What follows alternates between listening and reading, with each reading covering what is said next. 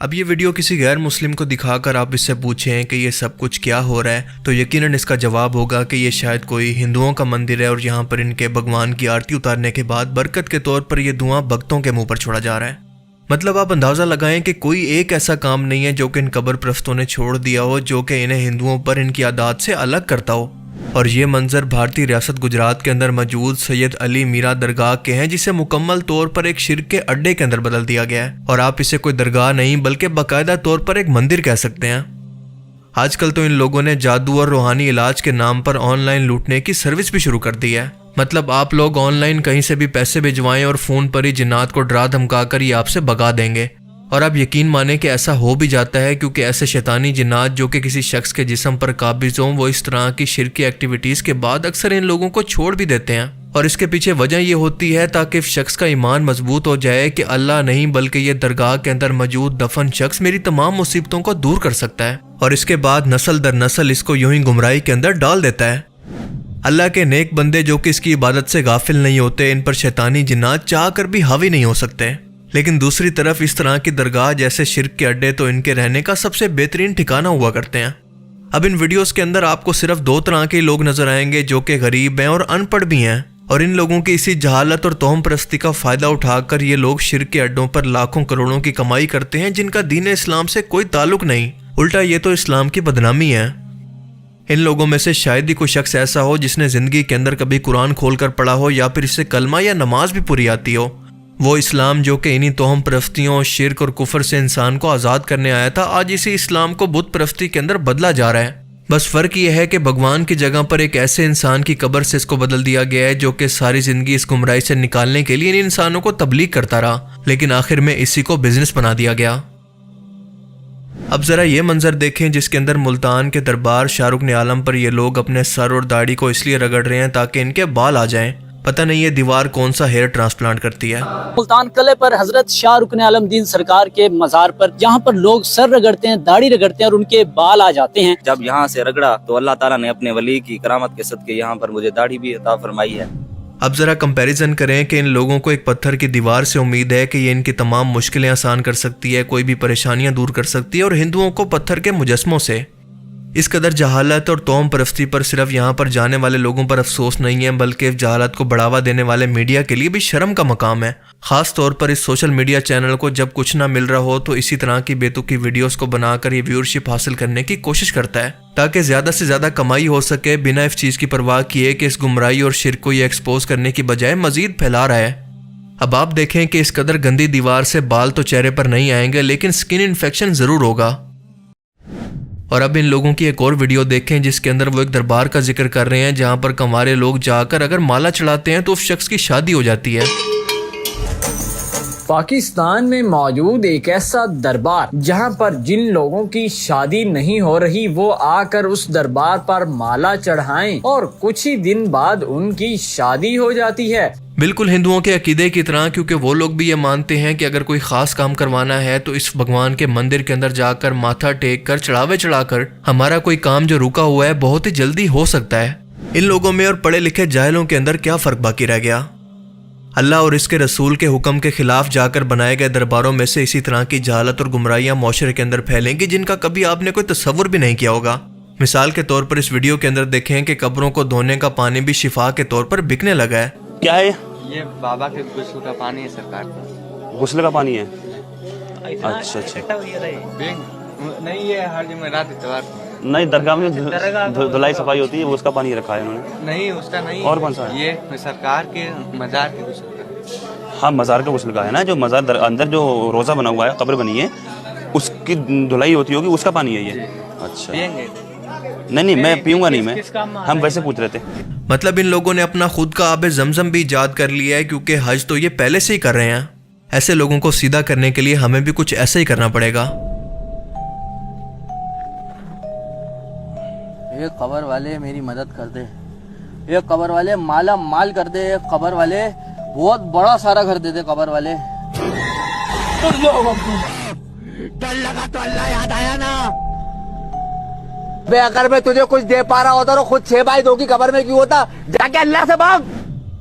اب ذرا یہ چیک کریں کہ یہ ملتان شہر کے اندر ہونے والی ایک محفل میلاد ہے جس کے اندر ایک عورت سٹیج پر کھڑی ہو کر بنا پردے کے غیر محرم مردوں کے سامنے نعت تو بالکل نہیں بلکہ مجھے شرابی بنا دیا کوئی گانا گا رہی ہے۔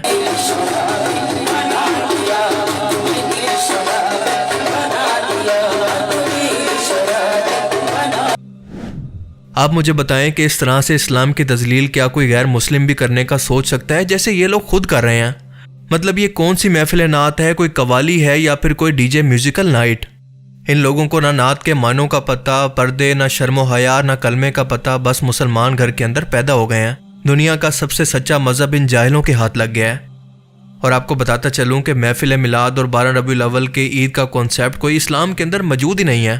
آپ اس بات سے اندازہ لگائیں کہ اللہ کے رسول نے ہمیں ہر ایک چیز کا طریقہ سکھا دیا کہ آپ اپنی پیدائش پر خوشی منانے کا طریقہ امت کو نہیں سمجھا سکتے تھے۔ اب یہ تمام چیزیں دراصل دین کے اندر اضافہ ہیں جن کو بدعت کہا جاتا ہے، اور انہی بدعت کی وجہ سے ہر سال عید میلاد النبی اور محفل میلاد کے نام پر ایک سے بڑھ کر ایک بدعت اور خرافات ہمیں دیکھنے کو ملتی ہیں، جیسا کہ آپ کچھ سیمپل خود دیکھ لیں۔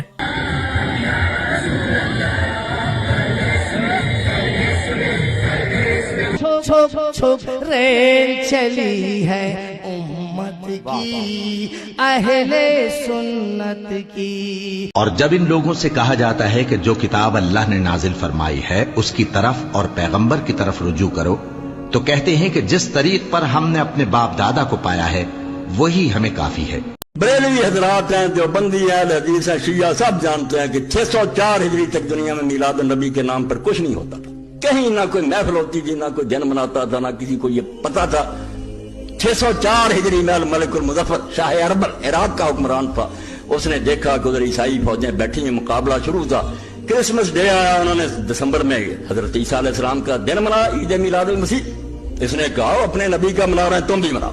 ابن دہیہ عالم کو بلا لیا، حلوے پک گئے، بکرے ذبح ہو گئے، مرغ ذبح، ہزاروں بکرا۔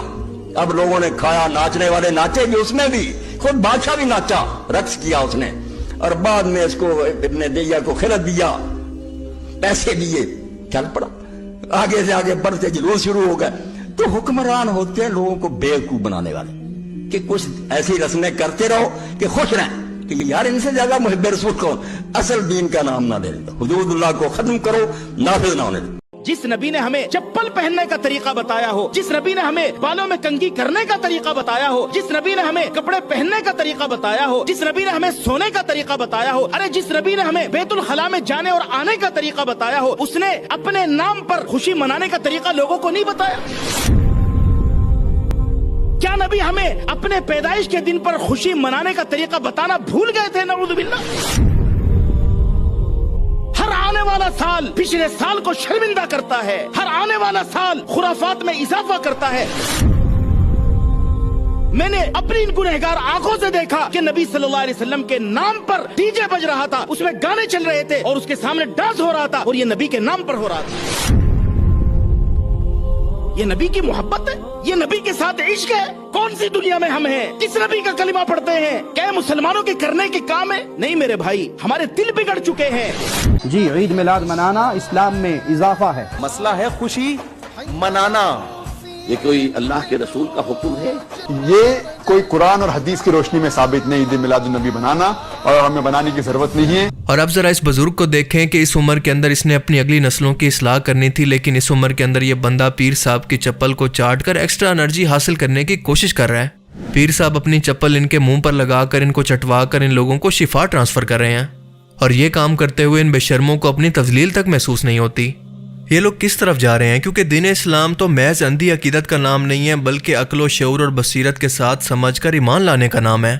قرآن و حدیث کو چھوڑ کر یہ لوگ جہاں بھی جائیں گے اسی طرح سے ذلیل و رسوا ہوں گے، کبھی چپل سونگ رہے ہوں گے، حالانکہ یہ چپل ان کو سنگانے کی بجائے ان کو لگانی چاہیے تاکہ ان کا سافٹ ویئر ریسیٹ ہو جائے، یا پھر یہ قبر پوجا کرنے کا وائرس ختم ہو جائے۔ آئیں اب آپ کو ان خالہ کی زبانی یہ سنواتے ہیں کہ قیامت کب آنے والی ہے۔ اب یہ جگہ پیر صاحب کا دربار ہے جہاں پر ان کے طوطے اور شیر کا مزار بھی موجود ہے، اور اس کے مطابق ان دونوں کی قبریں ہر روز تھوڑا تھوڑا سا خود ہی سرک کر مزار کے قریب جا رہی ہیں، اور جب یہ وہاں پر پہنچ جائیں گی تو قیامت آ جائے گی۔ دم سے صاف کرتا تھا۔ تو یہ ہے شیر کی مزار، سرکار کے پاس حاضری دینے یہ شیر آتا تھا، اور یہ شیر کی مزار ہے۔ اور ہر صبح فجر میں، مغرب میں तोता आयतल कुर्सी पढ़ा करता था, मालूम है।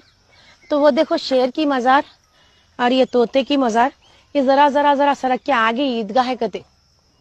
जब वहाँ पहुँच जाएंगे तो क़यामत के आसार है, समझ जाना। अब जाहिर है कि खाला का दिमाग थोड़ा बहुत नहीं बल्कि बहुत ज़्यादा अपनी जगह से सिरक चुका है।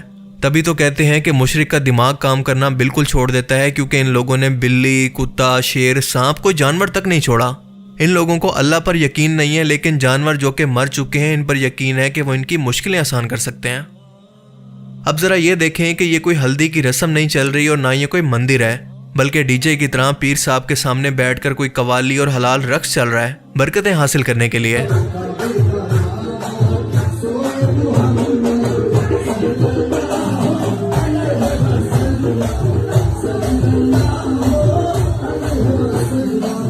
बस यार, इससे ज़्यादा मुझसे नहीं देखा जाएगा। अगर आप मज़ीद इस तरह की वीडियोस देखना चाहते हैं तो मुझे कमेंट सेक्शन के अंदर ज़रूर बताना। Thanks for watching this video. अल्लाह हाफिज़। ऐसा मुबारक तख्त जिस पर 40 दिन तक हमारे नबी सल्लल्लाहु तआला अलैहि वसल्लम तशरीफ फरमा थे, और इस तख्त के नीचे दुआ करने से अल्लाह ताला हर दुआ को कबूल फरमाता है। ऐसे तख्त की ज़ियारत करवा रहा हूँ जिस पर 40 दिन तक हमारे नबी सल्लल्लाहु तआला अलैहि वसल्लम रूहानी तौर पर बैठे थे। बकवास बंद कर, नमी जहन्नमी जहन्नमी।